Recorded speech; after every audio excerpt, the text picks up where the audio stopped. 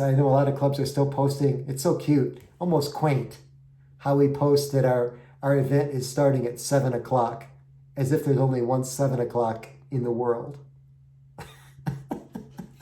So if we want people to come from Chicago, I've got to put 7 o'clock Eastern time, because Chicago is Central time, everybody.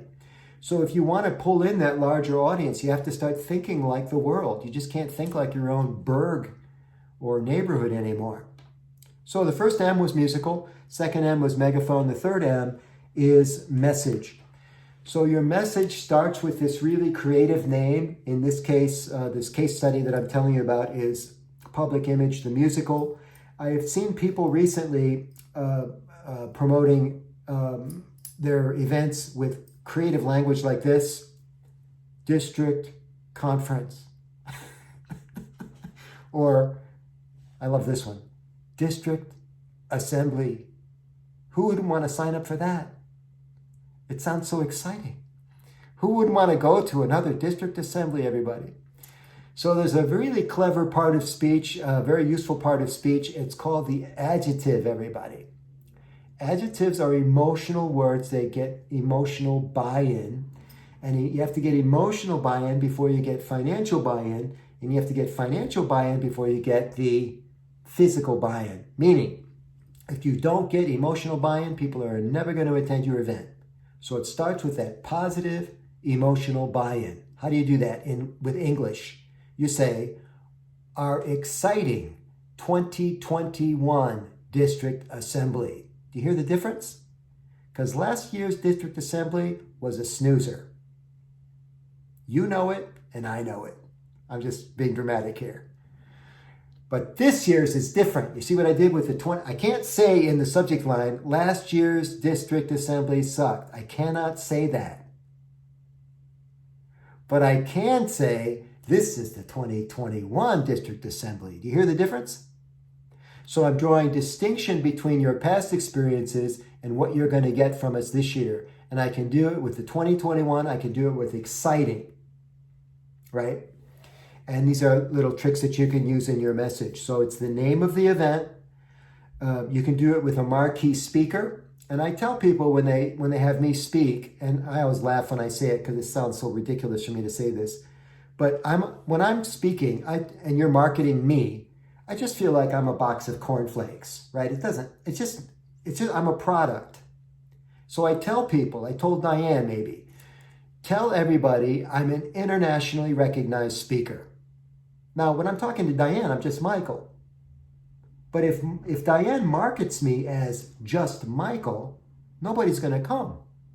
She has to tell them I'm internationally recognized, or I'm a best-selling author, or that I'm a Rotary legend. There it goes again with the drama. But you see how that can get your attention a lot better than, hey, Michael is speaking, right? So it's incumbent upon you as the event planner, as the person in charge of registration, to juice this up a little bit, and that's how you do it.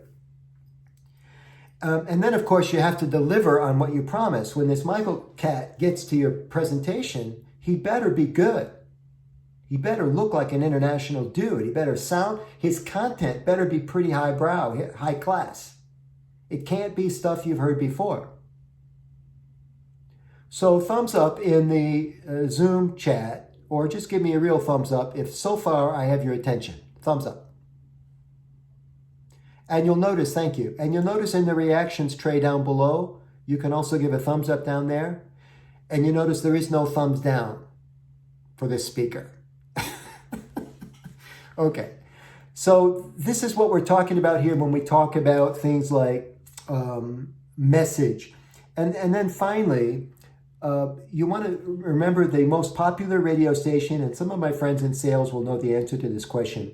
The most popular radio station in the world is WIFM. Anybody want to shout out what that means? WIFM is what's in it for me. This is how people decide if they're going to attend an event. It's how they decide if they're going to stay on the event through the duration. What am I getting out of this? What am I going to get? And you'll notice I kept telling you at the beginning of this, you're going to really like this. And I'm pretty sure Diane told you, you're going to really like this, right? Because I'm doing the opposite of what's in it for me. I'm doing what's in it for you. And I'm constantly speaking to that. Here's what you're going to get. Here's how you're going to feel when you attend. Here are some pro tips I'm going to share, right?